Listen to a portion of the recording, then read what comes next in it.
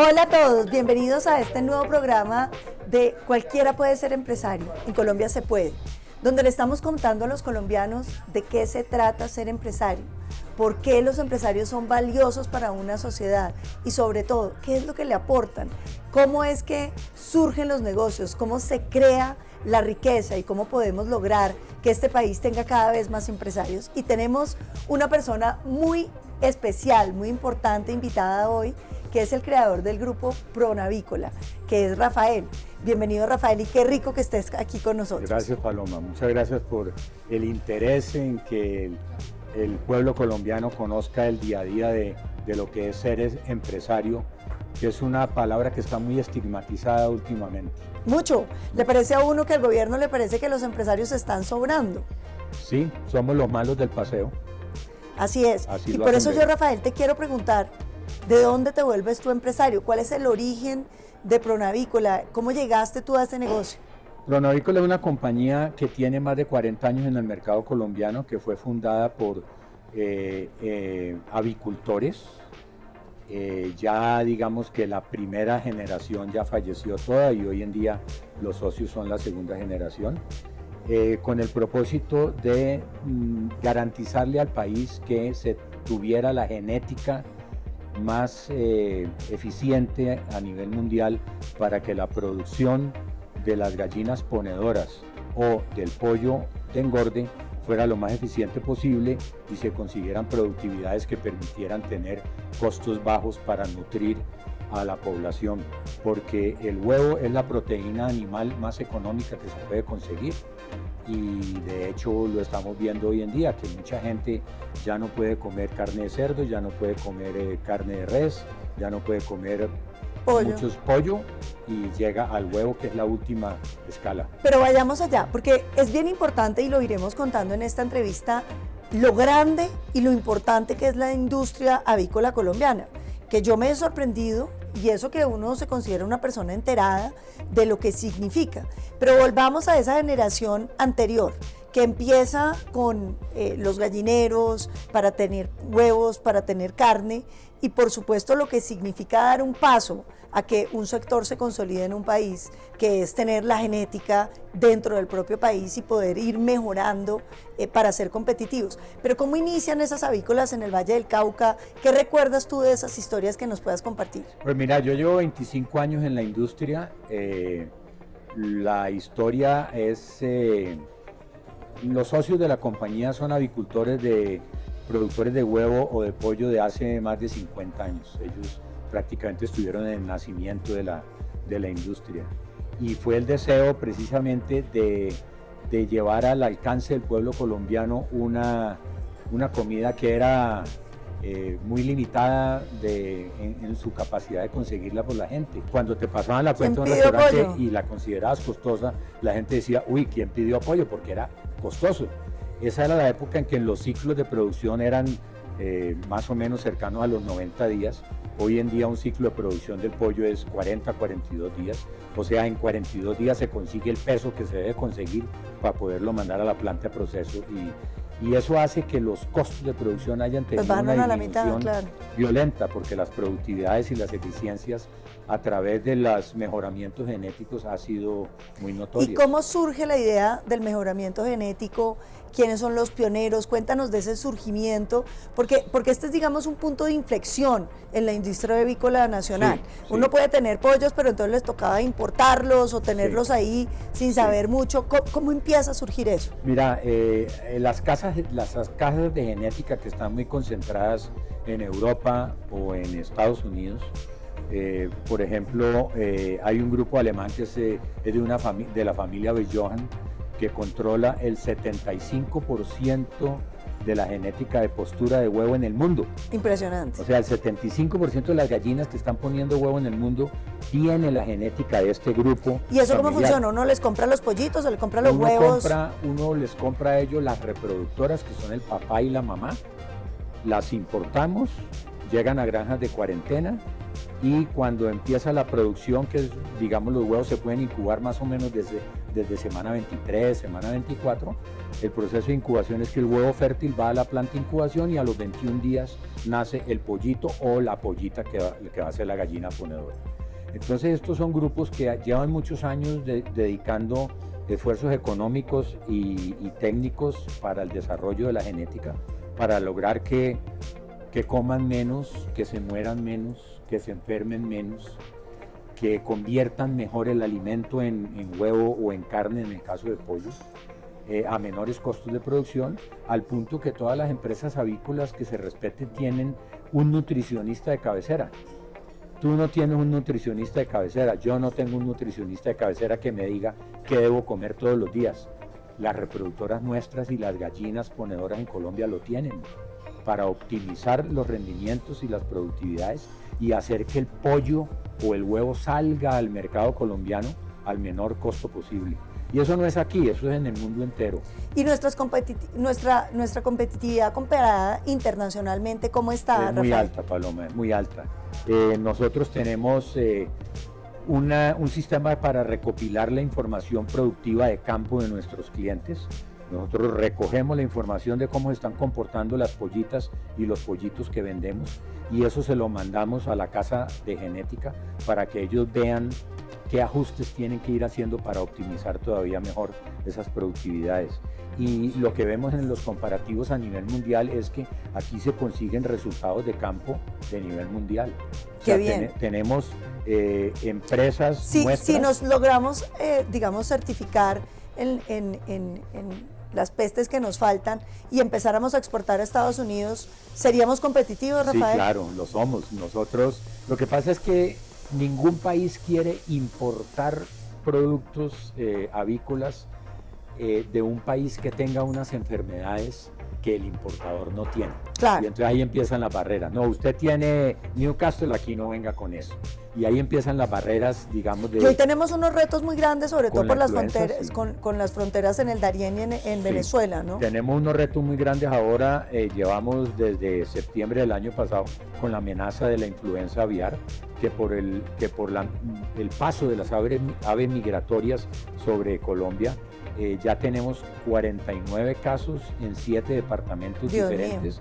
Afortunadamente son casos en aves de traspatio o migratorias. Patos que vienen, paran a descansar en un lago, lo muestrean ahí y está positivo. El ICA ha sido muy eficiente trabajando con nosotros también de la mano en lo que es la detección de esos casos y tratar de controlar mediante resoluciones que meten en cuarentena a la zona donde está ese evento y hasta ahora hemos logrado que no lo tengamos en planteles comerciales, digamos, Qué bueno. en granjas comerciales. Los vecinos todos están amenazados, Ecuador, Perú, México, Argentina, Chile, están cerrando fronteras porque el país donde entra en planteles comerciales esa enfermedad le cierran la frontera a los demás países. Claro. Nadie quiere que aparezca por acá. Esa es la amenaza más seria que tenemos hoy en día. Pero ¿habrá posibilidad algún día de que nosotros podamos exportar pollo hacia los Estados Unidos? Sí, claro, nosotros hemos hecho exportaciones de pollo a algunos países europeos, al Japón, mediante certificaciones sanitarias muy estrictas que se han sobrellevado. Qué bien. Sí. Yo te quería preguntar también, ¿qué momento ha sido el más difícil? Y por supuesto uno no deja de pensar de lo que fue el paro para el suroccidente, lo que fue para el sector avícola del suroccidente, que es uno de los más robustos de todo el país. Paloma, desafortunadamente el momento más amargo que hemos vivido nosotros en la industria fue ese abril-mayo del 2021 con los bloqueos del suroccidente colombiano, porque fueron unos bloqueos absolutos donde no se respetó el derecho constitucional de la libre movilidad, del trabajo. Simplemente unos grupos llegaron a bloquear las entradas a las granjas, las carreteras, la planta de incubación. A nosotros nos pararon por completo durante 47 días y hoy en día todavía estamos llevando el lastre de las consecuencias de ¿Se te murieron? bloqueo. Se nos murieron reproductoras, las que lograron sobrevivir no fueron unos buenos ciclos productivos. Nos tocó recurrir a la banca para poder seguir respirando, aumentar el endeudamiento de la compañía. Viene ahorita el alza de las tasas de interés que de un Terrible, 5 o 6% se fueron al 20%, te coge con la deuda alta.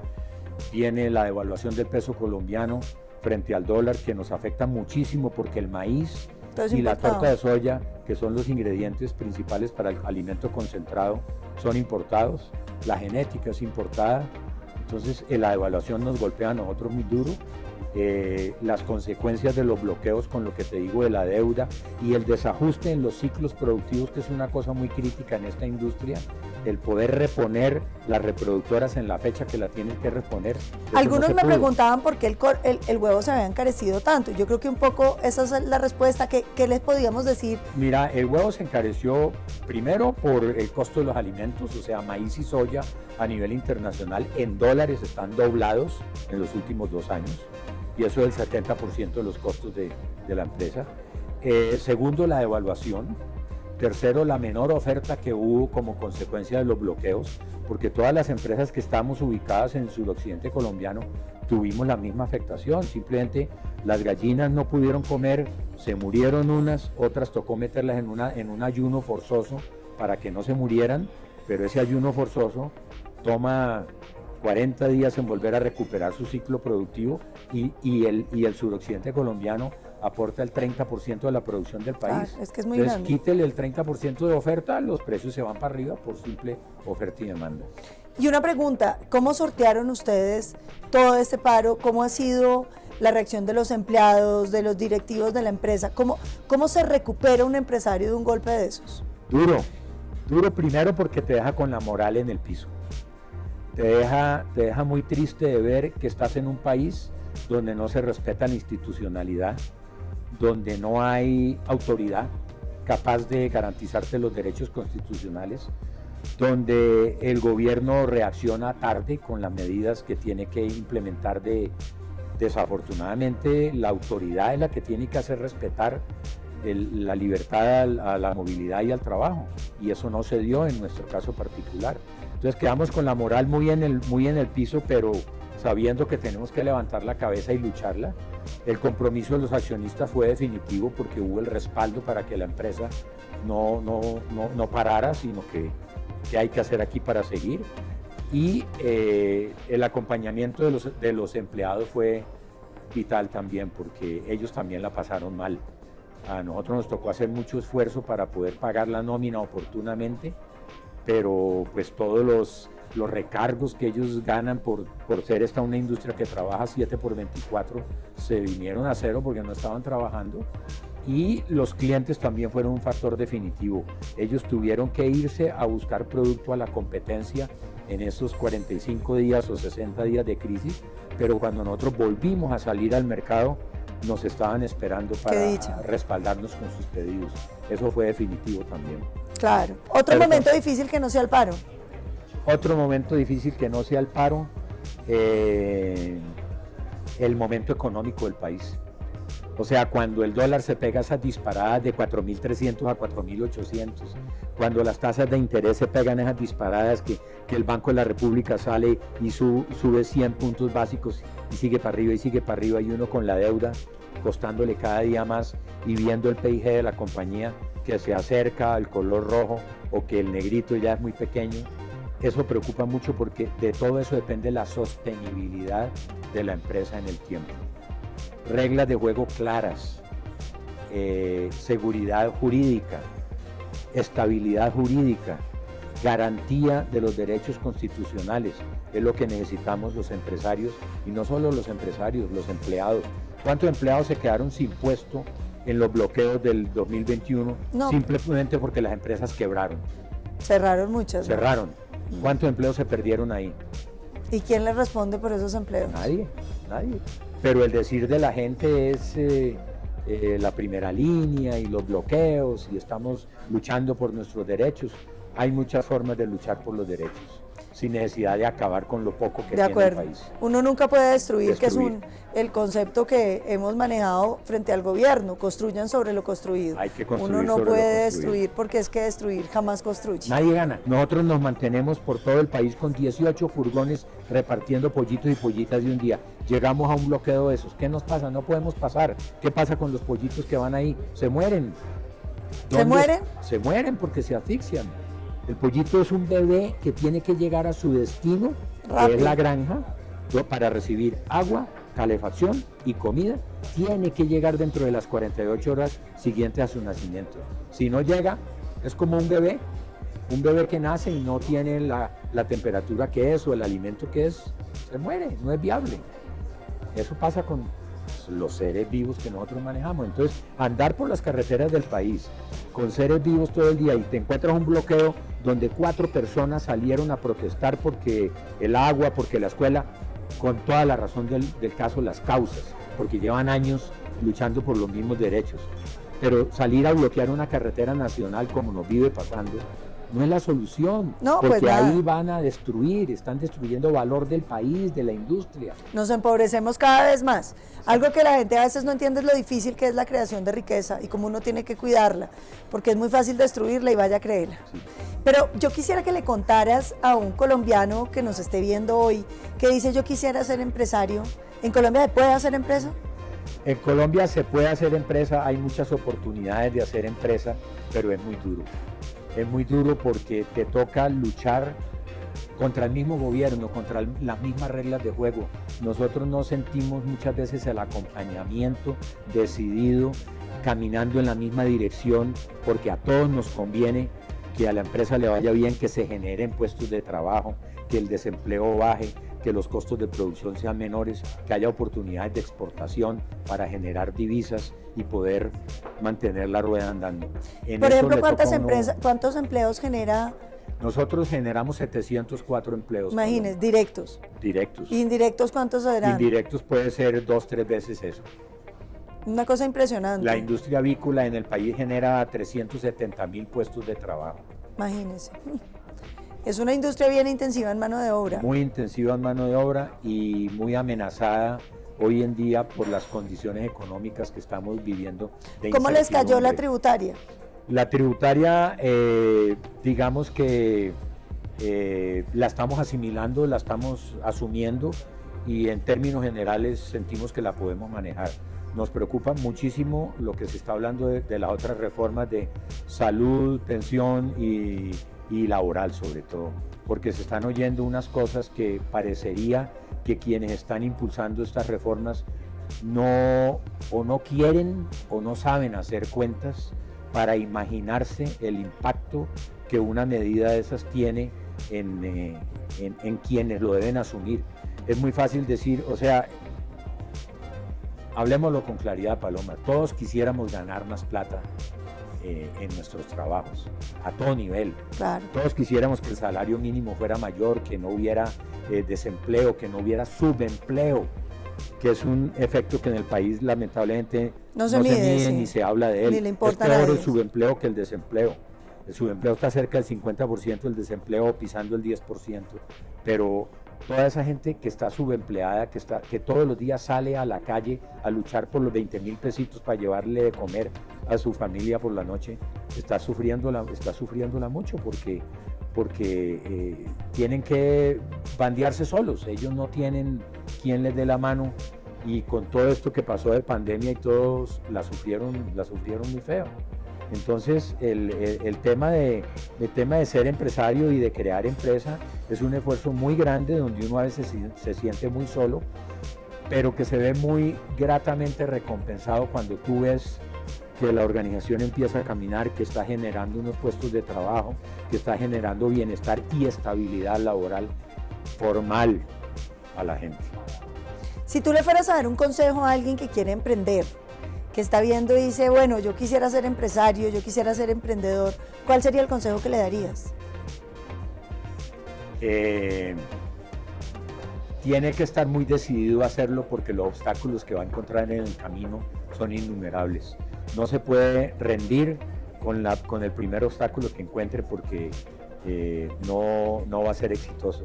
Esto es una labor del día a día, de lucha permanente con todas las adversidades que se presentan, pero es muy gratificante y estimulante ver cómo lo vas logrando y cómo la empresa se va consolidando y cómo va generando los puestos de trabajo y el bienestar en tu grupo cercano.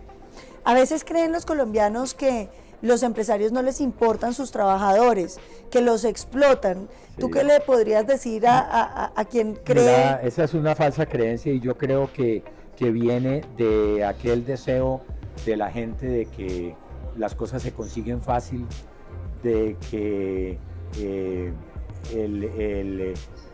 es fácil decir, páguele el doble. Y uno lo ve cuando hay algunas discusiones de empresarios tacaños, páguenle el doble, no ganen tanta plata. Y muchas veces la gente no sabe que las empresas pasan años sin generar utilidades, simplemente luchando y luchando para mantenerse y consolidándose en el mercado. Pero que uno diga platica que ve como para repartir y disfrutar, no se ve, porque muchas veces la empresa se la come. La cartera crece, los inventarios crecen, hay que ampliar la bodega, hay que traer nuevas máquinas y todo eso demanda recursos de capital. Sí, y eso es una cosa que a veces la gente no ve. Y te quería preguntar por eso también, muchos de los que quieren emprender y tal, sienten que en Colombia es muy difícil conseguir los recursos. ¿Qué nos dirías de eso? ¿Cómo puede ser? Es difícil, no es fácil, Paloma, pero se consigue.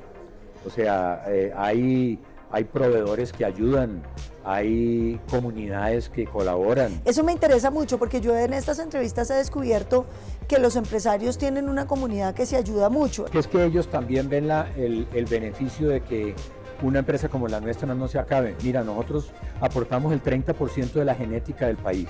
Eso es ¿Qué impresionante. pasa? Son 60 millones de pollitos y pollitas que nosotros vendemos anualmente. Hablemos de los 15 millones de pollitas. Si nosotros desaparecemos, esos 15 millones de pollitas que hoy están comprando los productores de huevo para poder producir su huevo de mesa, ¿quién los va a suplir? Entonces va a haber una escasez de gallinas ponedoras, va a haber menor producción de huevo. Al haber menor producción de huevo, oferta y demanda, el precio del huevo se dispara y mucha gente se va a quedar sin poder consumir el huevo porque ya va a ser muy costoso. Entonces, en eso también hay que pensar cuando vienen crisis para empresas como la nuestra, que son empresas vitales para mantener la cadena alimentaria. Fundamentales. Si estamos hablando de un producto, proteína animal económico para que el pueblo se nutra como el huevo, hay que proteger este tipo de empresas que son las que están dándole la posibilidad a la población de menores recursos de alimentarse. Y por eso es que uno no entiende que haya tanto descuido en ese paro y ya hayan dejado quebrar toda la industria avícola, Sí. con que después se burlaban y decían, ahora sí tenemos los huevos al precio que quería Carrasquilla. Sí, es mucho desconocimiento y mucha ignorancia sobre el sector, sobre la economía y mucha, mala imagen sobre los empresarios y sobre la idea de que si una empresa produce 500 millones de huevos al año es que es una empresa de ricos. No, muchas veces esa empresa que produce 500 millones de huevos al año pasa el año raspando o tiene que ir al banco a pedir más plática prestada para poder seguir funcionando. Pero tiene una responsabilidad de nutrir al pueblo colombiano y a nosotros nos corresponde esa responsabilidad de hacer nuestro trabajo bien para que se pueda seguir creciendo la industria avícola y se pueda seguir sacando los productos avícolas al mercado colombiano. No, bueno, pues a mí me encantan estas historias porque yo creo que estas historias le muestran a los colombianos lo que hay detrás. Un poco, no es fácil ser empresario. Hay mucho esfuerzo, hay mucho sacrificio. Pues Rafael, muchísimas gracias. Bueno, muchas gracias. Y simplemente por esta te quiero que nos digas, le digas aquí, si en Colombia se puede hacer empresa. En Colombia se puede hacer empresa. Tenemos que creerlo, que es factible lograrlo. Nosotros lo logramos en el día a día y hay que tener fe que a pesar de las adversidades y por fea que se vean las condiciones económicas o sociopolíticas en un momento dado, no nos podemos rendir. Tenemos que luchar, tenemos que seguir firmes, creyendo que lo que hemos construido lo podemos mantener y mejorar. En Colombia cualquiera puede ser empresario desde que tenga la decisión y esté decidido a luchar para lograrlo. En Colombia se puede.